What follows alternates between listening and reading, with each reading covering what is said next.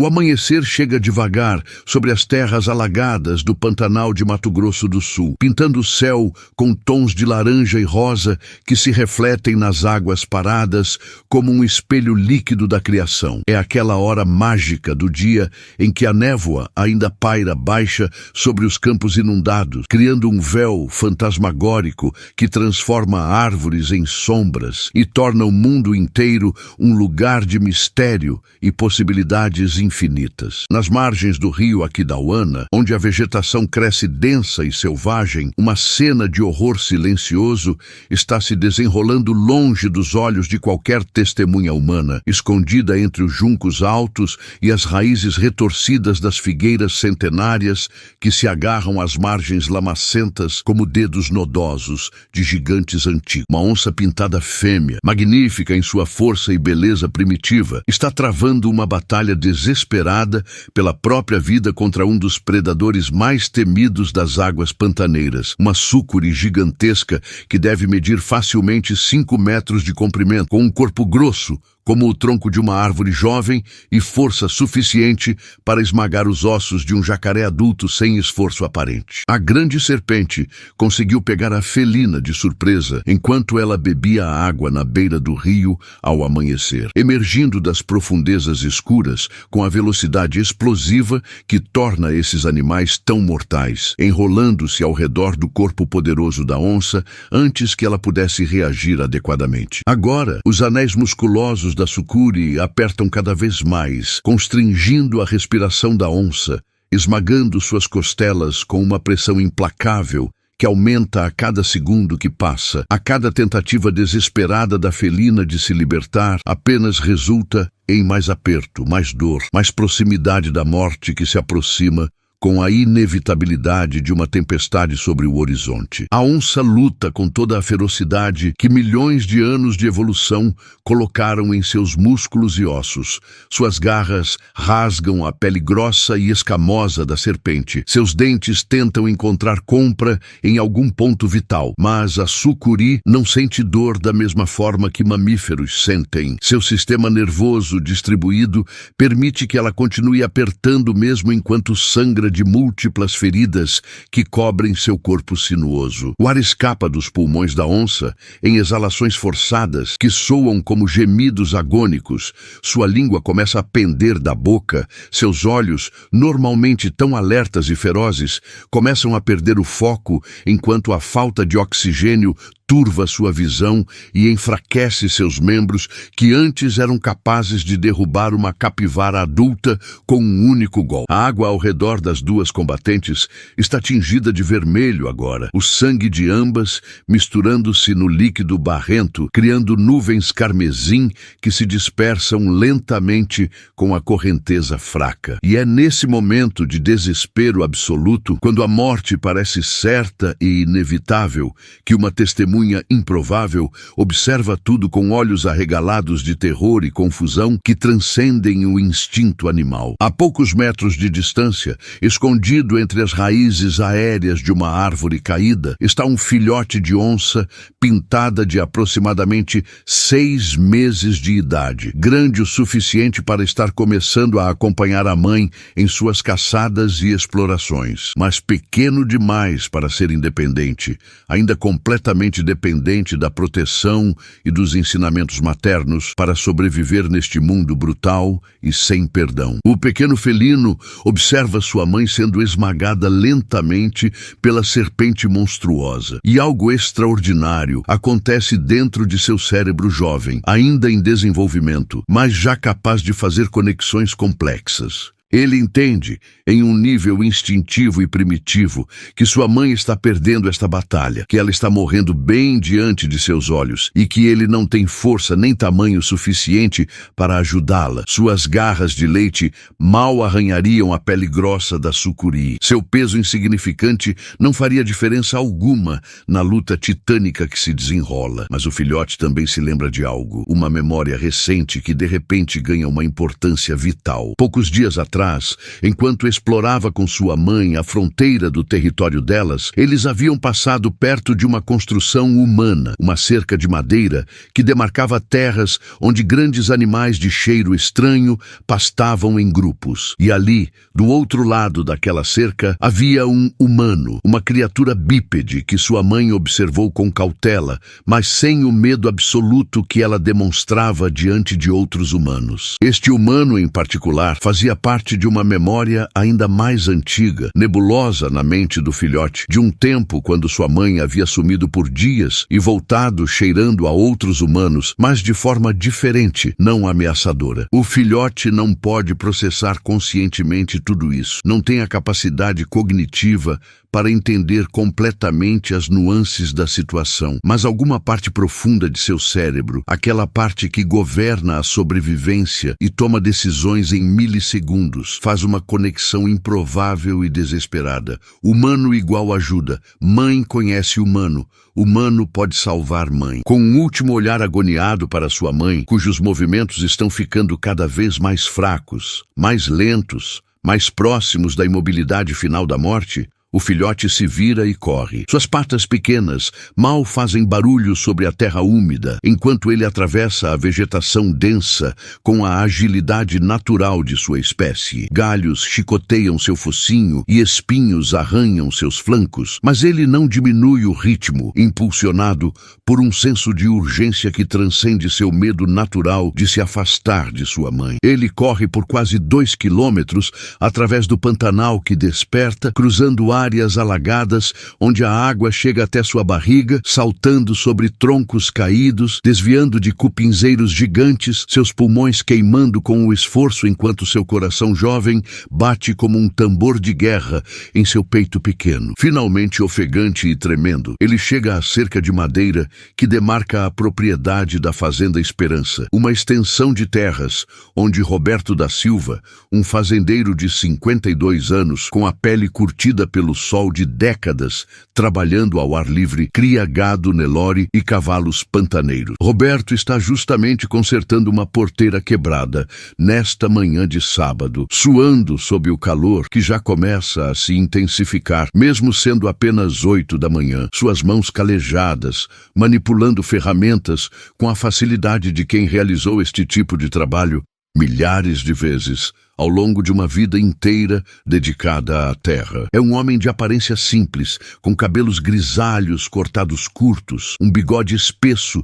que já foi preto, mas agora é mais sal do que pimenta, e olhos castanhos que carregam a sabedoria tranquila de quem aprendeu a respeitar tanto a beleza quanto a crueldade da natureza. Ele está tão concentrado em seu trabalho, martelando um prego torto de volta ao lugar, que quase não percebe o movimento na periferia de sua visão. Mas então algo faz com que ele pare, aquele sexto sentido desenvolvido por quem passa a vida inteira em contato com animais, aquela consciência sutil de que algo está errado, diferente, fora do lugar. Ele levanta a cabeça e o que ele vê faz com que seu coração pule uma batida e depois acelere descontroladamente. A não mais de 10 metros de distância, do outro lado da cerca que ele está consertando, está um filhote de onça pintada. Mas não está comportando-se como um filhote deveria comportar-se, esgueirando-se silenciosamente através da vegetação ou brincando com insetos e folhas. Este filhote está parado completamente imóvel, olhando diretamente para Roberto com uma intensidade que é perturbadora,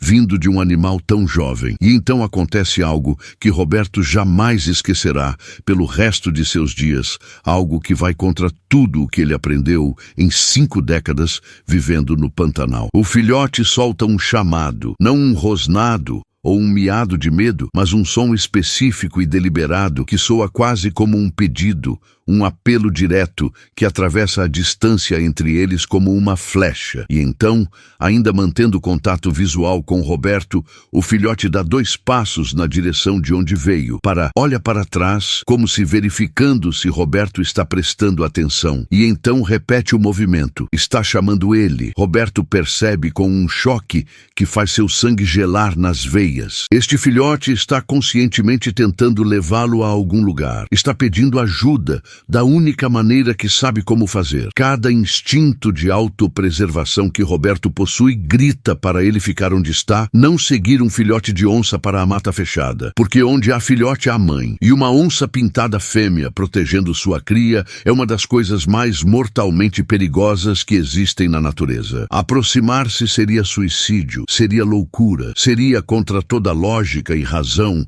desenvolvida ao longo de milênios de evolução humana que ensinou aos nossos ancestrais a temer os grandes predadores que caçavam nas sombras. Mas há algo no comportamento do filhote que não está certo, algo que sugere desespero genuíno em vez de uma armadilha. E Roberto sempre teve um coração macio demais para seu próprio bem quando se trata de animais em perigo. Sua falecida mãe, Dona Eulália, costumava dizer que ele herdou isso dela, essa incapacidade de ignorar sofrimento, mesmo quando seria mais seguro fazer exatamente isso. Com mãos que tremem ligeiramente, ele deixa cair o martelo que estava segurando, o som do metal batendo na madeira parecendo alto demais no silêncio tenso da manhã. Ele olha ao redor rapidamente, avaliando a situação, seu cérebro processando opções e probabilidades em velocidade acelerada. Se ele for, pode morrer, pode deixar sua esposa Carmen viúva, seus 3 filhos adultos sem pai, sua fazenda sem o homem que a conhece como conhece as linhas da própria mão. Mas se ele não for, se simplesmente virar as costas para o pedido óbvio de ajuda deste filhote, ele vai carregar essa escolha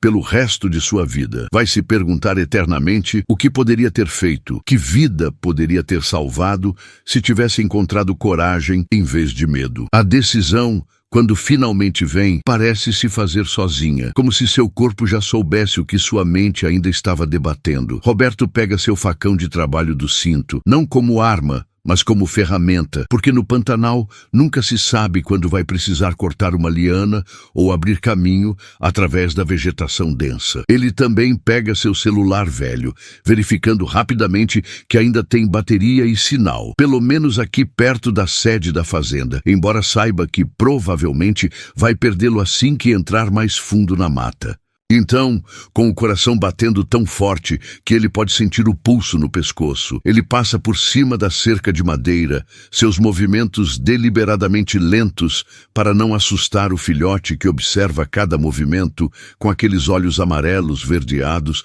que já demonstram a inteligência aguçada de sua espécie. O filhote espera pacientemente até que Roberto esteja firme no chão do outro lado da cerca. E então, sem mais hesitação, vira-se e começa a correr de volta pelo caminho que veio. Roberto o segue, suas botas de couro pisando pesadamente sobre folhas secas e galhos caídos, fazendo muito mais barulho do que o felino à sua frente que se move como um fantasma silencioso através da vegetação. A cada passo que dá mais fundo na mata, Roberto sente o peso de sua decisão se intensificar, a consciência crescente de que está se colocando em perigo mortal por razões que ele mal consegue articular para si mesmo. O filhote ocasionalmente para e olha para trás, verificando se Roberto ainda está seguindo, e há algo tão humano nesse gesto, tão conscientemente comunicativo, que é ao mesmo tempo fascinante e assustador. Eles atravessam terrenos cada vez mais difíceis, áreas onde a água cobre o solo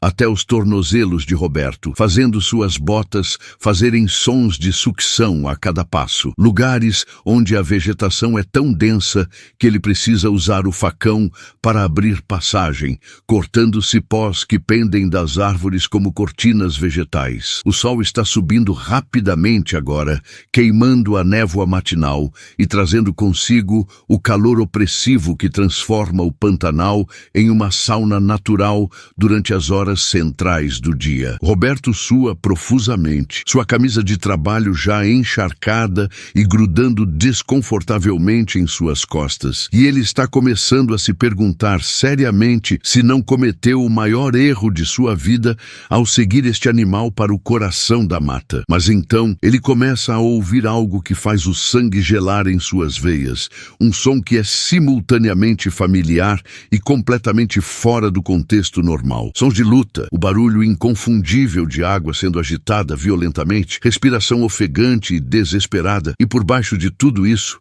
um gemido baixo e gutural que só pode vir de um animal em agonia extrema. O filhote acelera agora, abandonando qualquer pretensão de cautela, correndo direto em direção aos sons, e Roberto segue empurrando-se através dos últimos metros de vegetação até emergir em uma pequena clareira às margens do rio. E o que ele vê ali rouba-lhe completamente o fôlego, fazendo-o parar tão abruptamente que ele quase tropeça nas próprias pernas. Na água rasa, próxima à margem, uma onça pintada fêmea adulta está envolvida nos anéis mortais de uma sucuri gigantesca. A serpente está enrolada ao redor do corpo da felina como uma corda viva, apertando-o inexoravelmente. E mesmo de onde está, Roberto pode ver que a onça está perdendo, seus movimentos estão fracos demais, muito lentos, muito próximos da paralisia final que precede a morte por asfixia. A água ao redor das duas combatentes está tingida de vermelho, e há feridas sangrentas visíveis, tanto na pele escamosa da sucuri, quanto no pelo dourado manchado da onça. Você está acompanhando até aqui e quer ver histórias como essa com mais frequência? Me ajuda deixando seu like e me conta nos comentários. Você já presenciou ou conhece alguém que passou por uma situação em que um animal pediu ajuda de uma forma que você nunca esqueceu? Quero muito saber sua história. Por um momento eterno, Roberto fica completamente paralisado, seu cérebro tentando processar a cena impossível diante dele, tentando entender como ele foi de consertar uma porteira em uma manhã tranquila de sábado para estar testemunhando uma batalha mortal entre dois dos predadores mais poderosos do Pantanal. O filhote corre direto para a margem, miando desesperadamente, seu pequeno corpo tremendo com emoção, enquanto olha alternadamente entre sua mãe morrendo e Roberto. E naquele olhar está uma súplica tão clara, tão desesperadamente humana em sua intensidade, que quebra o paralisia que havia se apossado de Roberto. Ele não pensa, porque se pensasse, se permitisse que a lógica e a razão tomassem conta, ele jamais faria o que está prestes a fazer. Ele simplesmente age, impulsionado por algo mais profundo do que medo ou autopreservação, impulsionado por aquela centelha de compaixão que separa a humanidade da simples sobrevivência animal. Roberto corre para a margem do rio, suas botas chapinhando na água rasa, o facão firme em sua mão direita. Ele avalia a situação em frações de segundo, seu olhar experiente, identificando onde a serpente está mais vulnerável, onde ele pode fazer mais diferença sem se colocar completamente no alcance daquelas mandíbulas poderosas da onça, que mesmo moribunda ainda é capaz de arrancar sua garganta com um único movimento. A sucuri, sentindo uma nova ameaça, tenta se virar na direção dele, sua cabeça massiva com olhos frios e sem expressão, fixando-se nele por um momento, língua bifurcada saindo para provar o ar e identificar este novo elemento na equação. Mas a serpente não pode soltar sua presa, não pode largar a onça para lidar com Roberto, porque fazer isso seria perder a refeição que ela já trabalhou tanto para subjugar. E sucuris não soltam suas presas facilmente. São animais de uma tenacidade primitiva que beira a estupidez, incapazes de recalcular estratégias uma vez comprometidas com um curso de ação. Roberto usa isso a seu favor. Ele se move rapidamente, entrando na água até os joelhos, o frio surpreendentemente refrescante contra o calor opressivo do ar, e com toda a força que 5 décadas de trabalho braçal colocaram em seus ombros e braços, ele abaixa o facão em um arco poderoso que termina contra o corpo da sucuri, aproximadamente a 1 metro de distância de sua cabeça. A lâmina afiada corta profundamente através da pele grossa e escamosa, através da camada de músculo e gordura, e sangue escuro jorra da ferida como óleo motor derramado. A sucuri se contorce violentamente, seu corpo inteiro convulsionando com dor e raiva. Mas ela não solta a onça. Seus anéis musculosos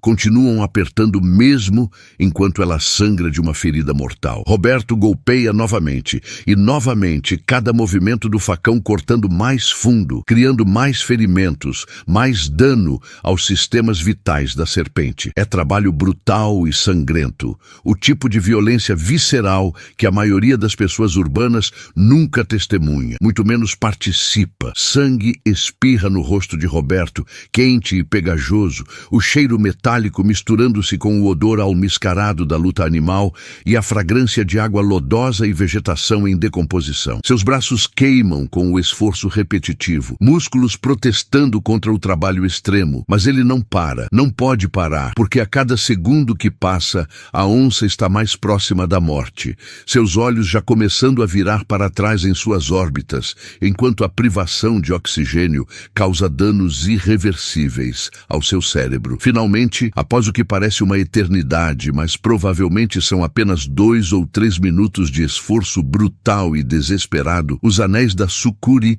começam a afrouxar. Não completamente, não de uma vez, mas gradualmente, o aperto mortal diminuindo à medida que a vida escorre da serpente ferida junto com seu sangue, que agora tinge toda a água ao redor deles de vermelho escuro. Roberto larga o facão e literalmente começa a arrancar os anéis da sucuri para longe do corpo da onça, puxando com toda a sua força, seus dedos escorregando na pele escamosa molhada de sangue, seus pés lutando para encontrar compra no fundo lodoso do rio, enquanto ele usa seu peso corporal como alavanca. A onça não se move, não ajuda, não tenta se libertar, simplesmente jaz ali quase inerte, seus flancos mal se movendo com respirações tão superficiais que são quase imperceptíveis. Roberto sente terror genuíno apertando seu coração, enquanto pensa que talvez tenha chegado tarde demais, que talvez todo esse esforço e risco foram em vão, que ele vai ter que assistir esta magnífica criatura morrer bem na sua frente apesar de tudo. Mas ele não desiste, continua puxando e arrancando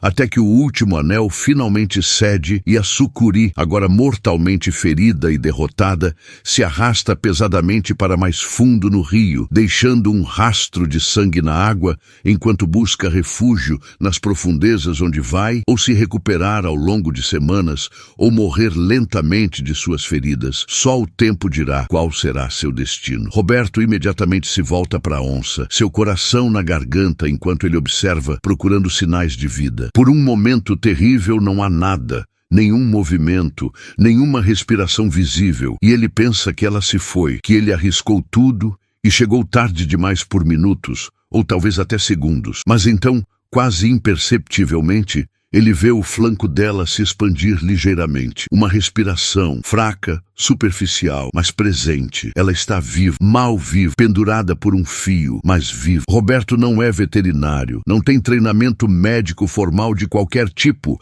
além de primeiros socorros básicos que aprendeu em um curso que a prefeitura ofereceu há anos, mas ele tem décadas de experiência cuidando de animais feridos na fazenda, gado com feridas de arame farpado, cavalos com cólicas, bezerros com infecções. Ele sabe que a primeira prioridade é respiração e circulação. Com mãos surpreendentemente gentis para alguém que acabou de participar de uma batalha tão brutal, ele começa a palpar cuidadosamente as costelas da onça, procurando por fraturas ou deslocamentos que possam estar perfurando pulmões ou outros órgãos vitais. Ele pode sentir algumas costelas que não estão na posição correta, definitivamente fraturadas pela pressão imensa da constrição, mas nenhuma parece ter perfurado a pele ou órgãos internos, o que é uma pequena bênção nesta situação terrível. A respiração dela está se tornando um pouco mais forte agora, cada inspiração menos superficial que a anterior, como se seu corpo estivesse lentamente lembrando como realizar esta função básica da vida depois de ter sido impedido de fazê-lo por tanto tempo. Roberto olha ao redor rapidamente e encontra o filhote ainda na margem, observando tudo com olhos enormes, seu pequeno corpo tremendo não de frio, mas de medo e exaustão emocional que nenhum animal tão jovem deveria ter que experimentar. Roberto fala suavemente com ele, sua voz rouca de esforço, mas gentil, tranquilizadora, dizendo ao pequeno felino que sua mãe vai ficar bem, que ele vai cuidar dela, que tudo vai dar certo agora. O filhote não pode entender as palavras palavras, mas entende o tom, e algo em sua postura relaxa ligeiramente, embora ele ainda não se aproxime, ainda mantendo distância segura deste humano estranho que acaba de salvar a vida de sua mãe. Roberto sabe que precisa de ajuda profissional, precisa de veterinários que saibam como tratar onças feridas, de pessoas com equipamento e conhecimento muito além do que ele possui. Ele puxa seu celular do bolso com dedos que ainda tremem ligeiramente de adrenalina e verifica rapidamente, milagrosamente, ele ainda tem um pouco de sinal aqui, apenas uma barra mais suficiente talvez para fazer uma ligação. Ele disca o número do IBAMA, que tem salvo para emergências, porque no Pantanal nunca se sabe quando vai encontrar um animal silvestre em perigo, e espera com o coração martelando enquanto o telefone toca 1, 2, 3 vezes antes de finalmente alguém atender. Sua voz sai urgente e tensa enquanto ele explica a situação, tentando transmitir tanto a gravidade quanto a natureza delicada do que está acontecendo. A operadora do outro lado da linha, uma mulher chamada Sandra, que trabalha há 15 anos atendendo chamadas de emergência de fauna, já ouviu muitas coisas estranhas e surpreendentes ao longo de sua carreira, mas mesmo ela fica momentaneamente sem palavras quando Roberto descreve como salvou uma onça pintada de uma sucuri e agora está sentado ao lado dela enquanto ela luta para sobreviver. Ela rapidamente recupera sua compostura profissional e promete despachar uma equipe imediatamente, mas avisa que devido à distância e à necessidade de preparar equipamentos especializados, pode levar várias horas até chegarem. Várias horas. Roberto olha para a onça caída e se pergunta se ela tem várias horas, se ele conseguiu salvá-la da sucuri apenas para perdê-la para os ferimentos internos ou para o choque que pode matar tão certamente quanto a constrição. Ele toma uma decisão rápida. Ele não pode deixá-la aqui na água. Precisa movê-la para a terra firme, onde ela possa respirar mais facilmente e onde ele possa examiná-la melhor. É perigoso.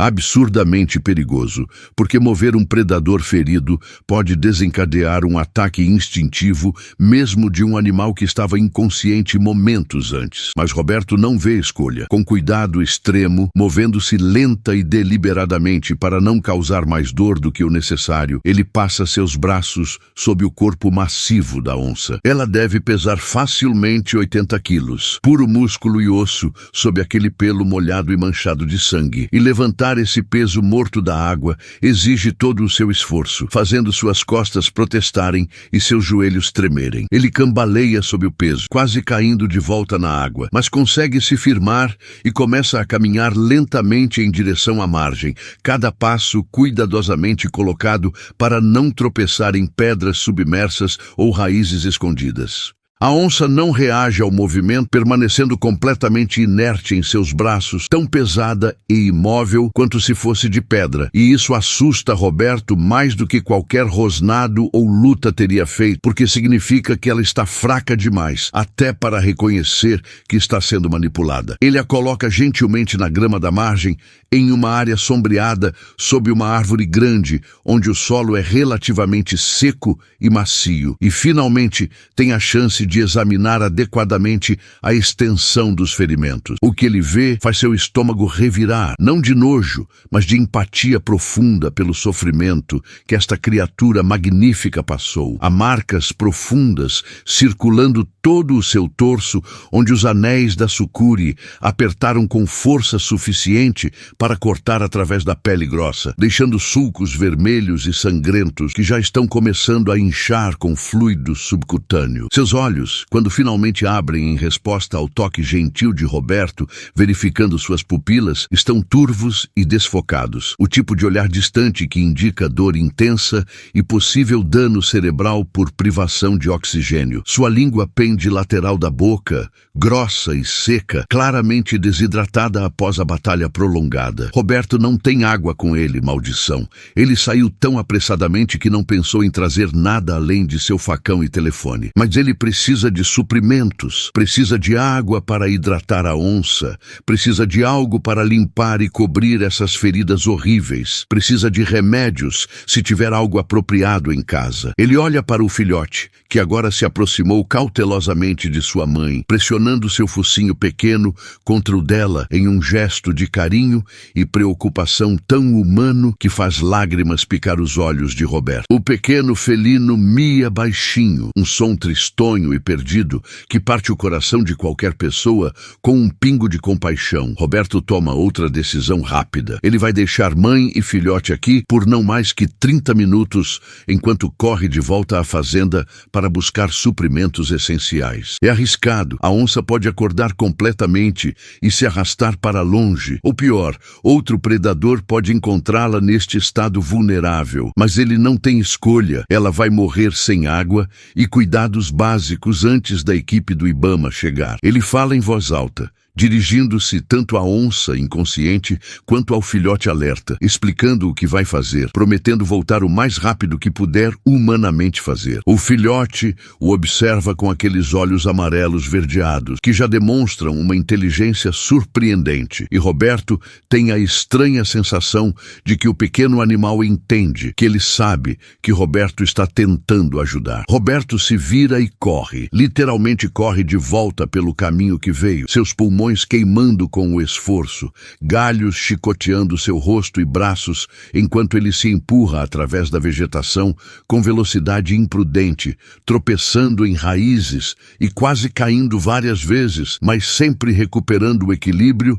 e continuando. Ele cobre a distância de volta à fazenda em tempo recorde, explodindo através da cerca de madeira e correndo direto para a casa onde sua esposa Carmen está preparando o almoço, completamente inconsciente do drama que está se desenrolando a poucos quilômetros de distância. A expressão em seu rosto quando Roberto irrompe pela porta, coberto de sangue e lama e água suja, suando profusamente e ofegante demais para falar coerentemente por vários segundos, é de puro terror absoluto. Ela pensa que ele foi atacado, que está ferido mortalmente e corre para ele com mãos estendidas para procurar ferimentos. Roberto a acalma rapidamente, as palavras finalmente saindo em uma torrente desordenada enquanto ele explica tudo sobre o filhote que o levou até sua mãe, sobre a sucuri, sobre a luta desesperada, sobre